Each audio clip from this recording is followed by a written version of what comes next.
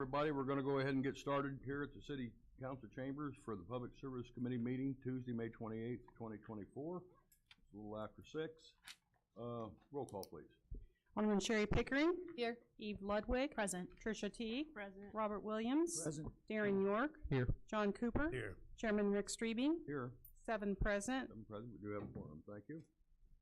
Puts us to item number 2, approval of minutes for 4/23 of 24. I'll need a motion and a second, please.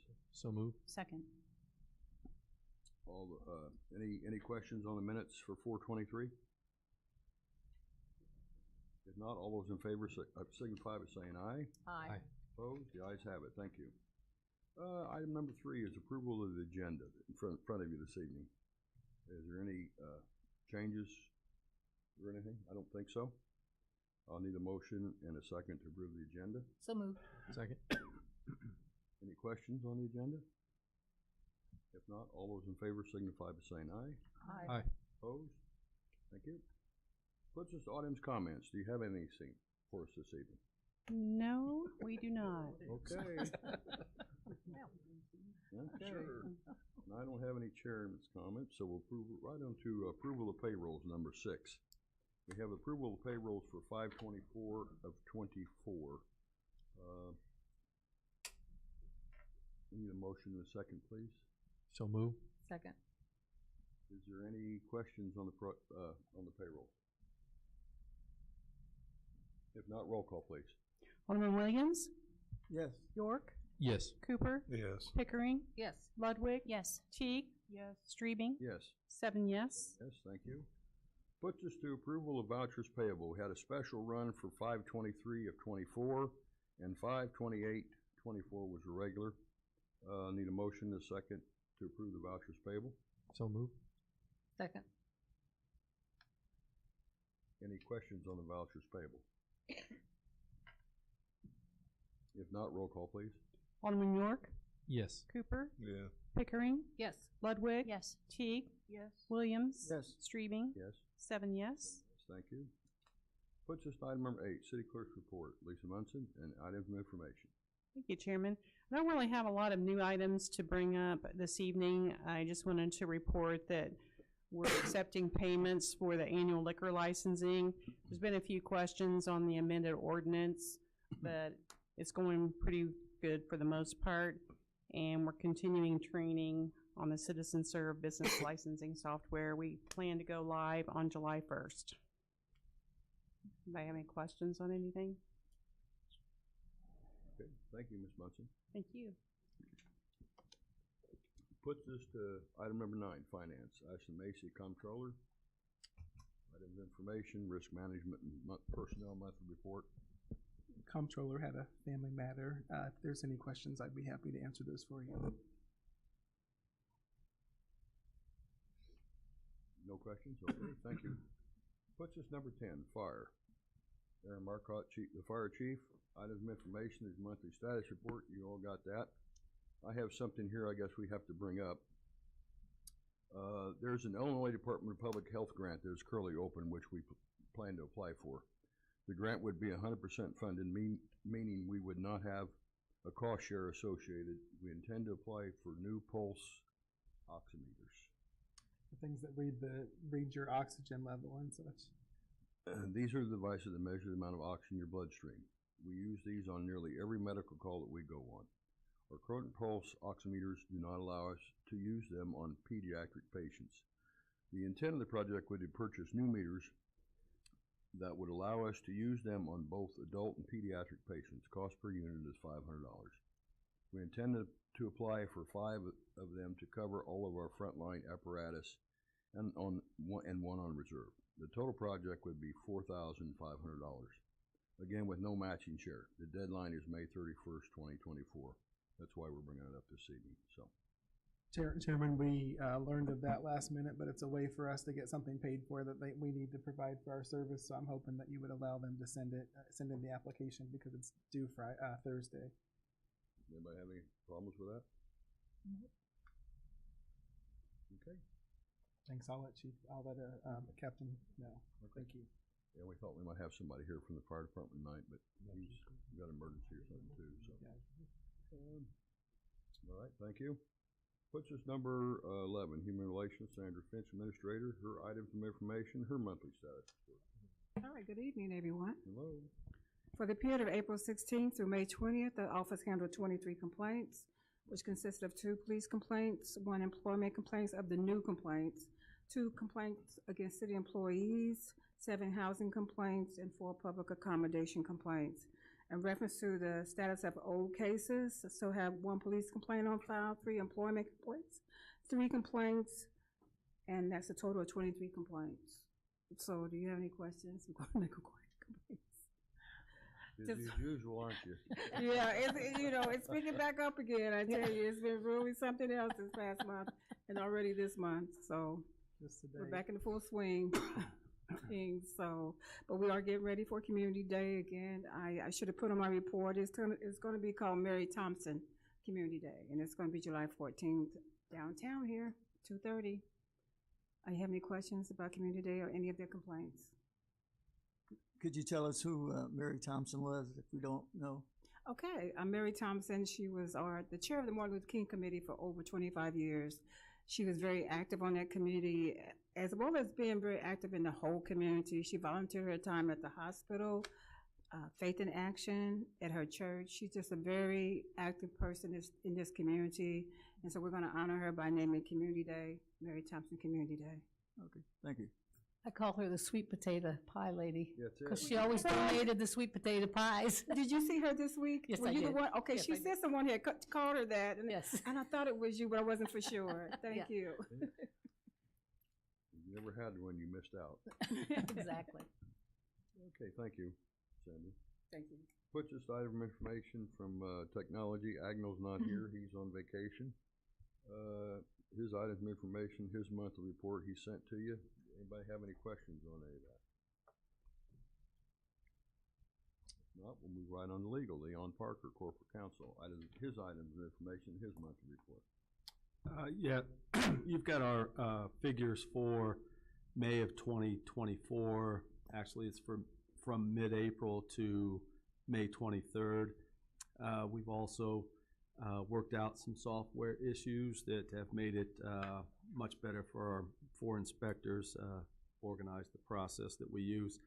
And we should be posting here within the next day or so notice to hire 2 new inspectors for our housing, rental housing inspectors. So we should have that up in the next day or so. Okay, thank you. Anybody got any questions for Mr. Parker? Okay, thank you, sir. Puts us to item 14, please. Chief, Chris Yates. 14A, we have a resolution approving application to Illinois Law Enforcement Alarm System, ILEAS, for ICJIA Less Lethal Alternatives Grant Program. Make the motion to approve and dispense with the reading and ask for your approval. I'll need a second, please. Second. Is there any questions on this resolution? Yeah, what does this entail? Right now we're using the probably 2 generations back Taser, which is a less than lethal tool that we have. And now that they were made by Taser Incorporated, they've been bought out by Axon. Axon has a lot of the body worn cameras and other tools that we use, and the Taser 7 and the Taser 10 are quite expensive. We're at the point where we need to replace all of them. So rather than coming asking council for $140,000 to $150,000, Kaylee Sanchez noticed that there was a grant that was out there that would pay for it. It's a zero match grant through ILEAS and ICJIA. That's unbelievable. Yeah, these, tasers used to, when they first come out, we were buying them for about $300 to $400 each. Now they're up well over $1,500. And the way Axon, if you do the math, they're about 2,000 because of certifications that are required, as well as the package, which includes training and ongoing training. you're looking at about almost $2,000 per unit. I remember when we first bought some of the first ones. We all about had heart attacks because of the cost then. So, Yeah, I about fell out of my seat. Yeah. Whenever they told me how much they were. It's only 7 times more, Chairman. I know. I'll tell you, in situations where your options are limited, the taser has prevented a lot of injuries to both suspect and officers over the year. The data is pretty strong. A lot of empirical data. I mean, essentially every police department in the United States has them now. Any other questions on this resolution? Yes. How quickly until they would arrive if we received the grant? Not for sure, but I would hope to have them within before the end of this calendar year. Thank you. Any other questions? If not, roll call, please. Alderman Cooper? Yes. Pickering? Yes. Ludwig? Yes. Teague? Yes. Williams? Yes. York? Yes. Strebing? Yes. 7 yes. Thank you. Puts us item B, items of information and the chief's monthly report. First of all, do you have any questions on the monthly or the year-to-date report? Remember, we have a good argument on the violent crime, and we'll be releasing a lot of the data from 2018 to through the end of 2023 here shortly, once we go over it thoroughly. One concern that I do have is the offenses that we're seeing that are more associated with not having to post bond and just being released, pretrial release. We're seeing an increase in those. Before I start saying that there's a concern, I want it to be more an anecdotal, but we're at 2 quarters through, and we've seen like your theft, residential burglaries.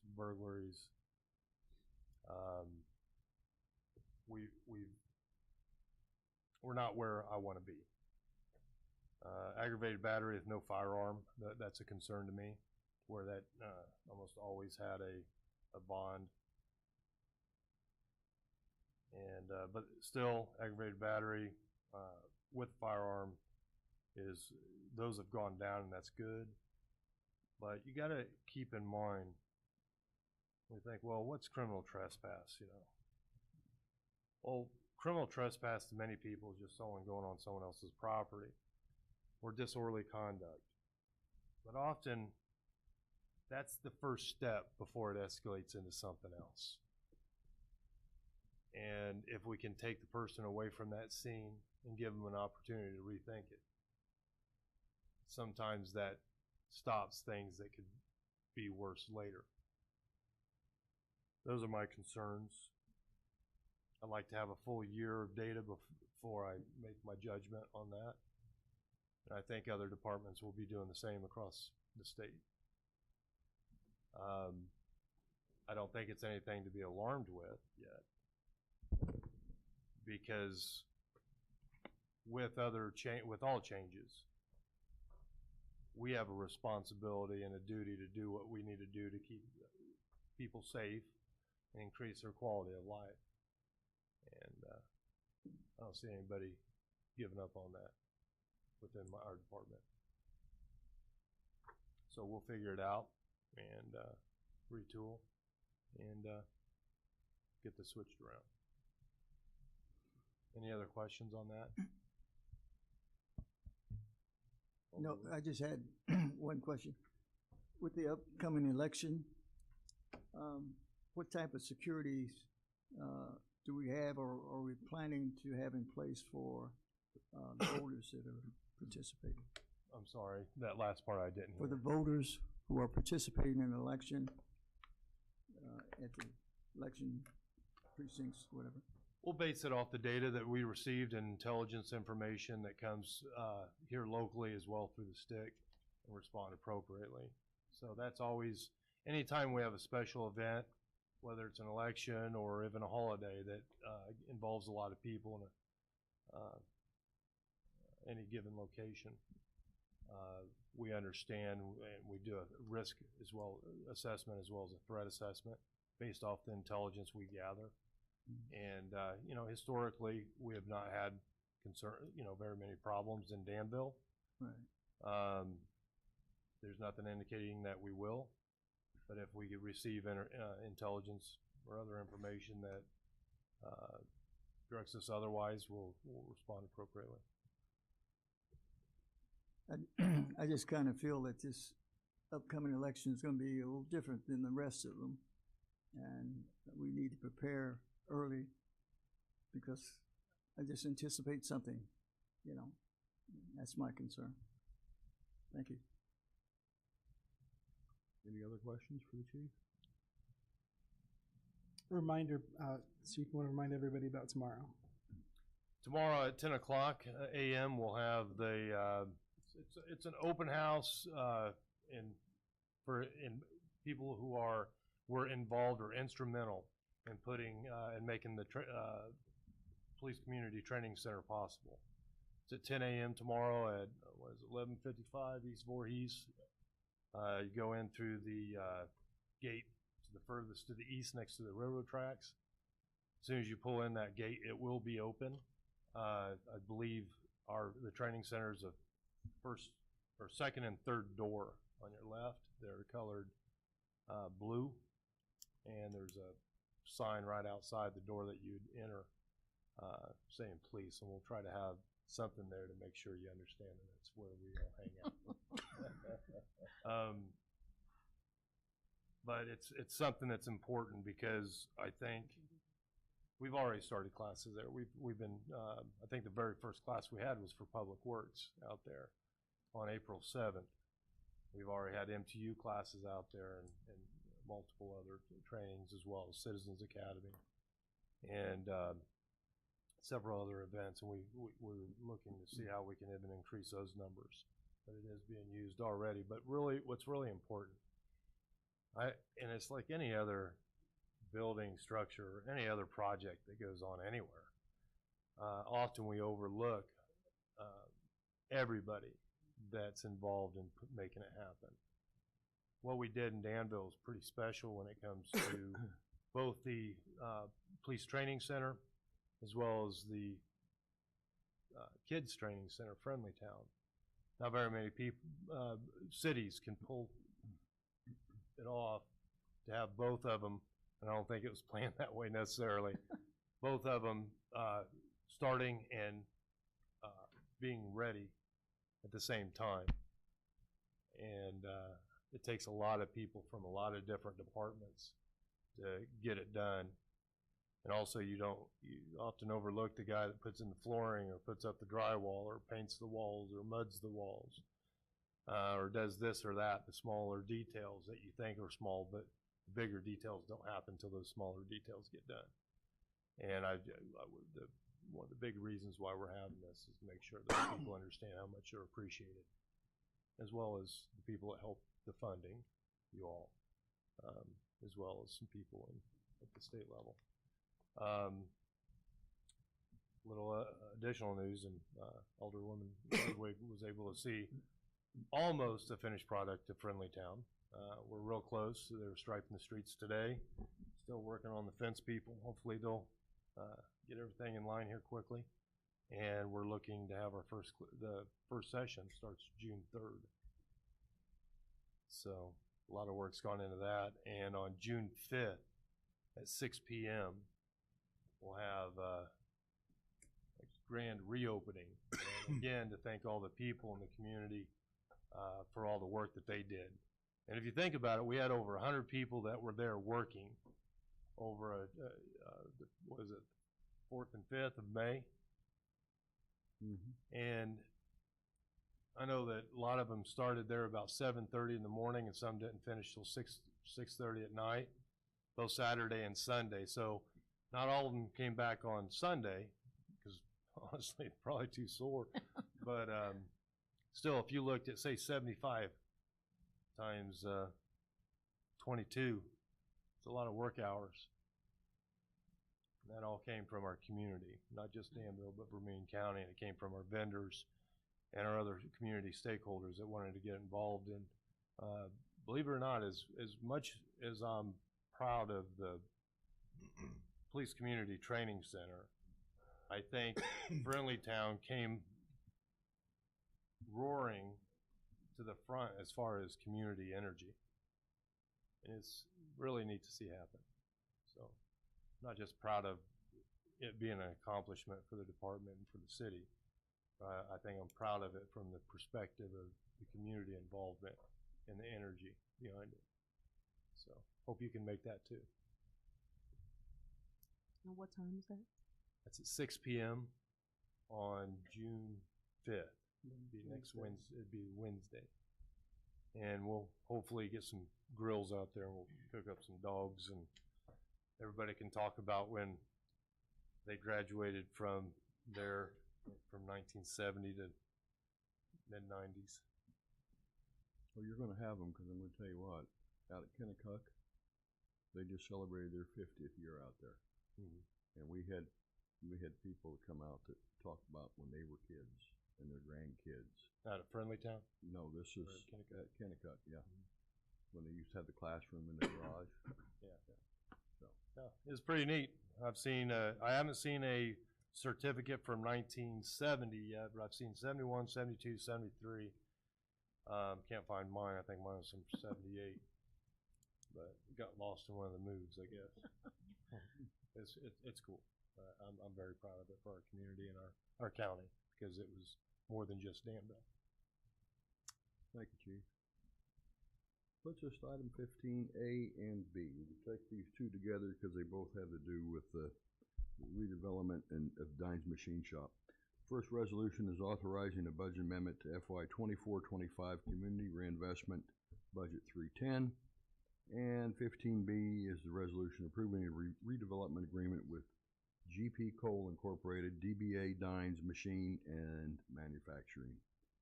I'd like to entertain a motion to dispense with the reading and move for its approval. I will need a second, please. Second. Is there any questions on 15A or B? Yeah, refresh my memory on this one. Yeah. I'll try to just give a brief summary. I think it's been a couple of years now that we've been working on this. So I think late 22, early 23, the city council approved an option agreement to acquire 2003 East Voorhees, which is formerly known as the Del Storm building. The intent behind that option agreement was to engage with a consultant to understand what it took to rehabilitate basically a building and to relocate Dines Machine into 2003 East Voorhees.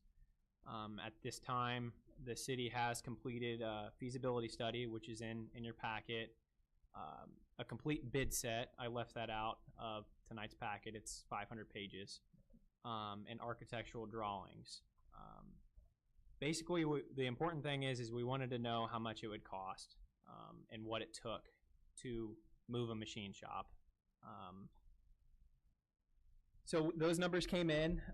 Initially, the city of Danville set aside some funding out of three funds. That's 310, Fund 402, Fund 107, and Eastern Voorhees TIF District. It was roughly $2.1 million for this project. That's including acquisitions of the Garfield Park properties, demolition, and everything that was involved with that. To date, we've spent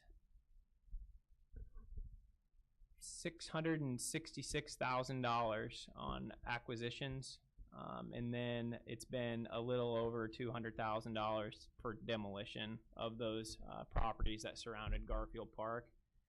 So that leaves us around $1.1 million left to what we initially in 22 had thought budget-wise in our hypothetical budget for the relocation of Dines to East Voorhees Street.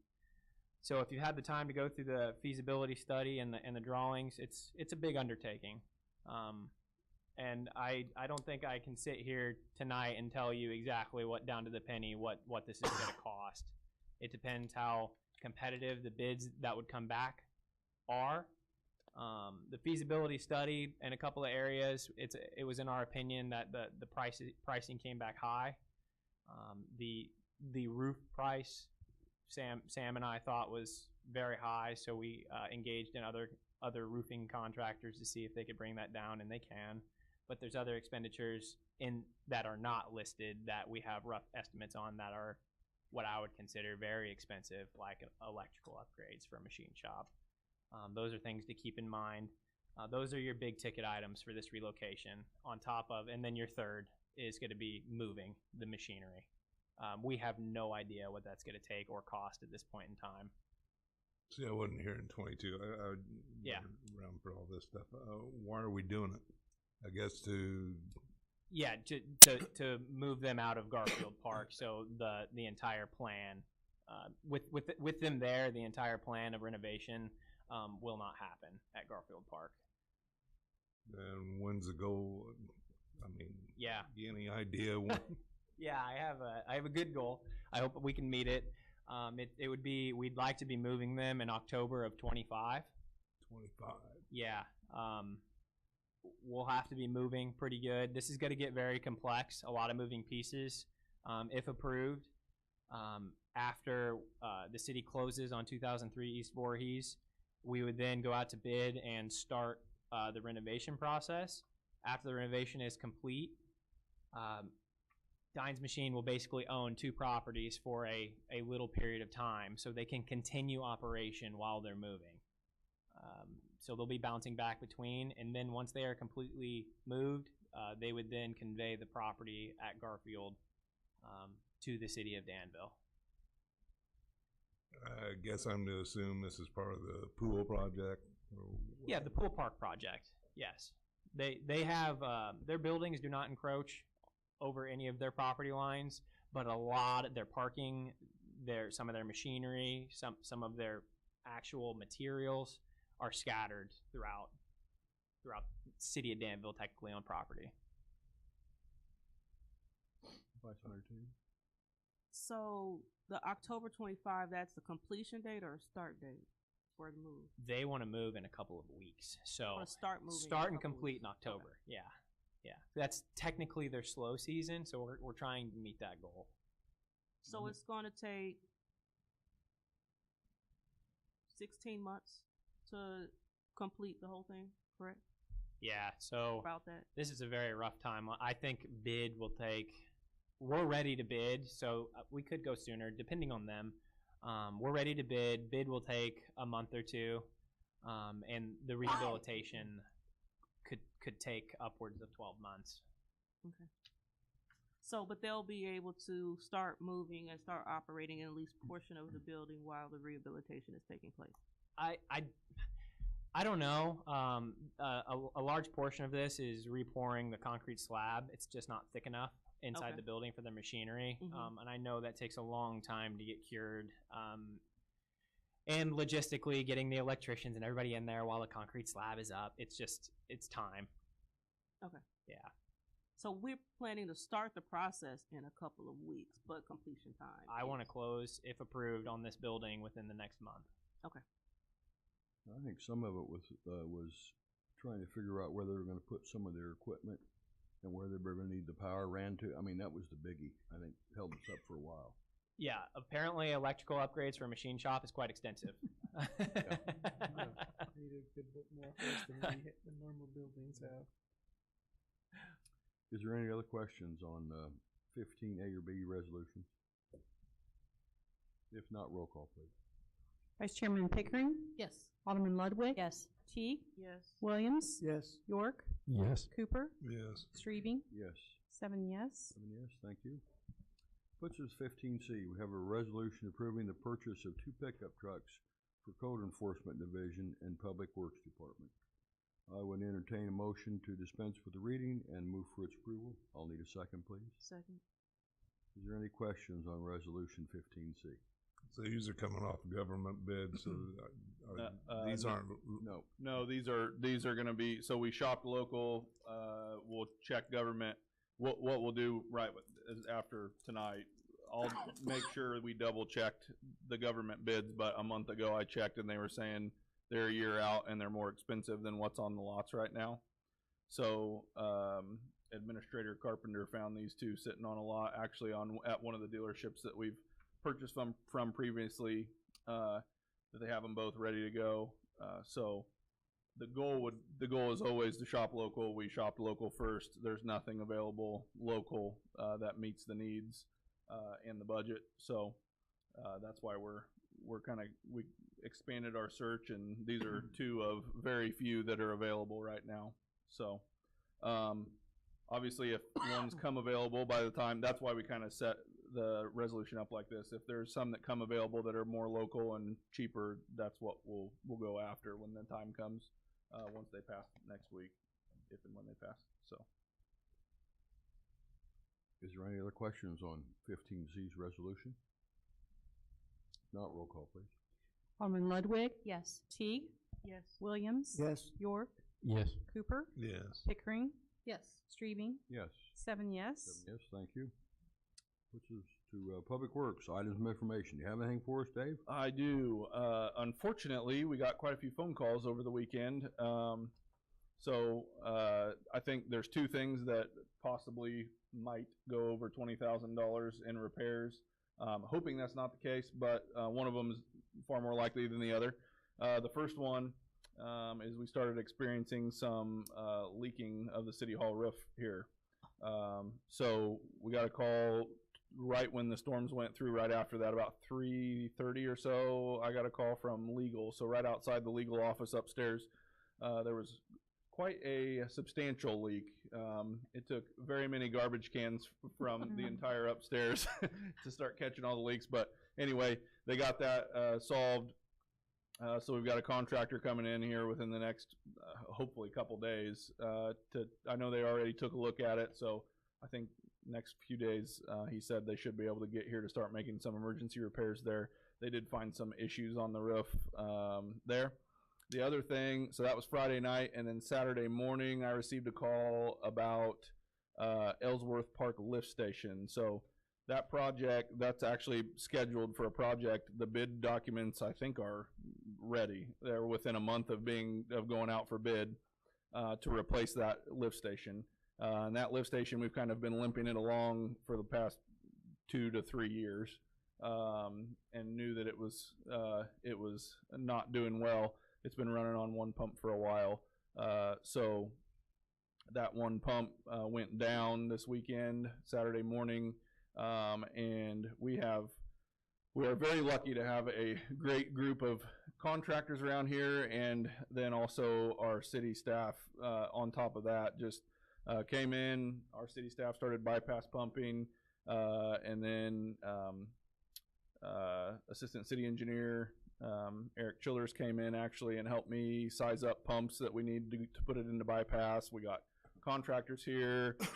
We got very lucky. The whole thing went very smooth. So that's actually, if you drove down there right now, you'd see 2 Sunbelt rental pumps that are basically taking from the manhole right before the lift station and pumping it past the lift station. And we dug a hole and tied into the force main on the other side of the lift station. So we're actually bypass pumping the lift station until we can get the pump repaired that went down. The other pump is not repairable, and that'll get us by until that project is bid out and starts. So I think that project, I can't remember if he said, I think it's next year before that project will actually be able to begin. So we're going to have to make it through a while on one pump, but that pump can be repaired. It'll just take some time to get rebuilt. So anyway, those are the 2 items that I believe might both go over $20,000. So I just wanted to bring those to your guys' attention so you're aware of them. Yes, go ahead. I drove down there by the pool area, well, primarily to see where this Dines building was, but it's the first time I've been in that area for a while. What's with the dirt? So all that dirt was hauled in. Basically, we came into ownership of that dirt for a very, very, very cheap price. A lot of that dirt is to be used for the park project there. So some of that I'm going to get relocated before the pool opens, and then the rest of it, we were actually just meeting about this today. So we kind of put our heads together over at operations side. We're going to haul some of that around and get it placed. and the rest of it, we're gonna kind of mound down and get it planted and just have a rolling hill for the next year, basically, until another project starts. So we're working on getting rid of those and making it to where it's maintainable and get all that cleaned up. There's a lot of roads closed. Is all that related to the construction of the pool? And preparation for future projects for the park and that type of thing. So, but yes, I mean, it's all has to do with that type of thing. Most of those, like the road around the pool, will get opened back up. And then we'll make some repairs on that from the construction traffic. There's some spots that definitely need to be repaired before the pool opens. You have a solid date for the pool opening yet? We do not yet. We're waiting until currently we're waiting until the next inspection, and that'll be the last inspection. After that inspection, and once we know that we got everything in order and passed with flying colors, then we'll set a date. So, and that inspection's this coming Monday. Did we have a leak there? Or I heard we had a leak. I mean, Yeah, they actually had it fixed. So I heard about the leak on a Friday, and they had it fixed by Monday morning. So the contractor is really pushing hard. Schaumburg's done a great job of just pushing. So they're still pushing very hard to make sure that things are buttoned up and tidy by the time we're ready for the pool to open. But I know the pool's been running on its own power and keeping everything chlorinated and clean and everything for, the past 2 weeks, I think, week and a half, something like that. a hopeful date of opening it would be We've got kind of been just saying mid-June right now. mid-June. Yeah, we're just trying to say mid-June. I don't want to set any unrealistic or any high hopes, expectations, and then let people down. I'd rather just say that's the goal right now. And as soon as we have everything approved and we're ready, then we'll set a date and announce it. Okay. Any other questions for Mr. Rui? Okay. I think you guys are public works meet here next Tuesday at 6. So puts us in that item number 16 for closed session. I don't think there's any need for that this evening. And 17, items of information. Mayor, you got anything for us? Just want to remind everybody to get your tickets for the Midsummer Luau next week. They're selling quickly, so make sure if you want to eat, make sure you grab those. Okay. Anybody else have anything? Yes. I actually have a question. Because I think I asked a few weeks ago, not a few weeks, I'm sorry, a few months ago for us to have regular report from Community Relations Department.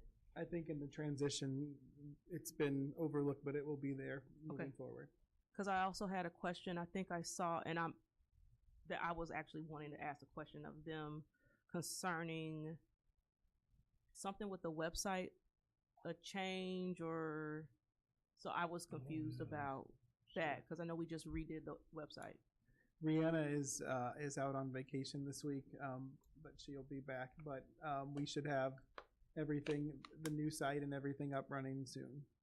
So I guess what my question is, why are we doing a new site if we just did a new site? We did a new site, I think, about 2.5 years ago. Unfortunately, it has not functioned the way we hope. We've had a lot of complaints from the public. What we've done is as you all approved, is a new website that also combines our texting service as well. So it actually reduces the long-term costs of the website and the texting service as well. I thought that was last year. You said 2.5 years ago. So that's, I think, part of why I was like looking for them to be here to be able to ask questions. Because I know we launched CitizenServe, which was also part of the new website update, but that wasn't 2.5 years ago. Because CitizenServe has nothing to do with the website. I thought that those two things happened at the same time. No. CitizenServe happened this past year, and or when maybe it was the text my gov. It's been a year and a half. Okay, so the texting service completely separate from CitizenServe. Oh, yeah. Yep. Okay. CitizenServe is what the inspectors use to do the reporting for code enforcement violations, etc. Okay. So it's a different service. Okay, and so when Administrator Greer came to us and she demonstrated the new website, which I know the website we have now, it was different than the website that was in place 2.5 years ago when I became alderman. When was that launched? Sometime within the last 2 years. I don't remember exactly. Because I think I feel like it's only been a year. That's one of the reasons why I have questions, because I know it's not been that It's not long. been it's not been 2 years, no, but it's sometime between a year and 2 years. So, But this was in the budget that you approved and that you voted on, and that she did inform you all that this was going to be taking place, so. I'm just trying to get an understanding. I'm not saying that we didn't approve it. I'm just trying to understand the website update that we did was not the ultimate website update, or was it like a temporary website change? Do you mean our current website? Our current website is not the website that was in place when I became an alderman. That's correct. In 2021. That's correct. So the website that we have now, was that a temporary website? It was not intended to be, no. Okay. And so that's why I was asking about them being here, because I wanted to be able to have a conversation to get some clarity around this. Because when I saw the email, I was very confused as to the impetus behind all of it. And it may have been in the budget, but I don't know if there's discussion concerning that particular line item. So, but it can be discussed at a later time when someone from community relations is present. Because that's really why I'm asking the question, because nobody is here for me to ask the question. Yes, because she's on vacation. That's fine. Thank you. All right, if no more items of information, puts us to number 18. We've finished everything we've put in front of us tonight. I'll need a motion and a second to adjourn. So move. Second. All those in favor signify by saying aye. Aye. Opposed? We are adjourned.